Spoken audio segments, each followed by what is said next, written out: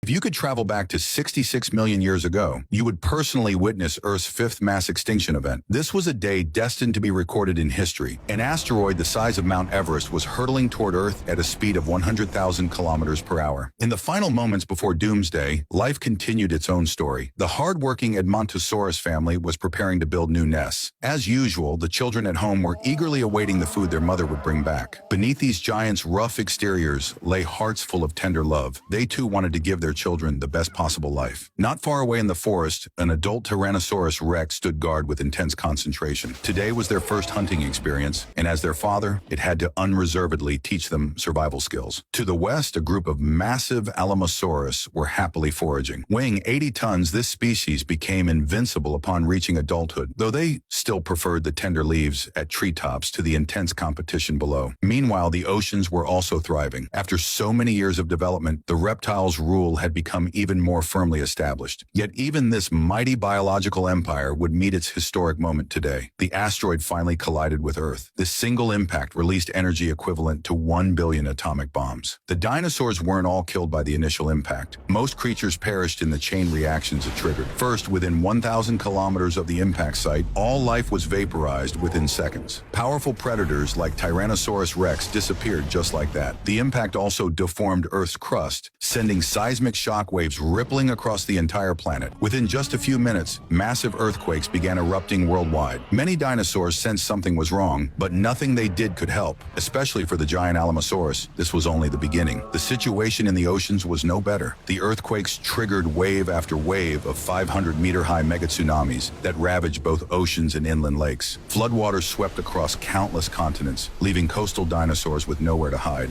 The rapidly rising waters created an unstoppable force. Even the mightiest Alamosaurus fared little better than roadside trees against such a catastrophe. Within an hour of impact, the molten rock fragments ejected into space began falling back to Earth under gravity's pull. As these rocks re-entered the atmosphere, they turned incandescent red, essentially creating a rain of fire. The scorching atmosphere became terrifying, like a burning hell. Any creature standing on bare ground would have felt like they were on a 400-degree grill. This was the horrific reality facing the Edmontosaurus. Many mothers chose not to flee in order to protect their young, but where could they have fled anyway? Their ultimate fate was to be completely roasted. The molten rocks began falling like rain, yet this was only the beginning of the apocalypse. 2 hours after impact, suffocating dust and volcanic ash began mixing and sweeping across Earth. Combined with the molten rocks, it created fiery sandstorms. Countless plants burst into flames, and the resulting smoke and ash only intensified the disaster. Those triceratops that survived the first wave by virtue of their location found themselves facing endless waves of hellish conditions. Wherever they went, it was like being trapped in purgatory. No one could save these lives now.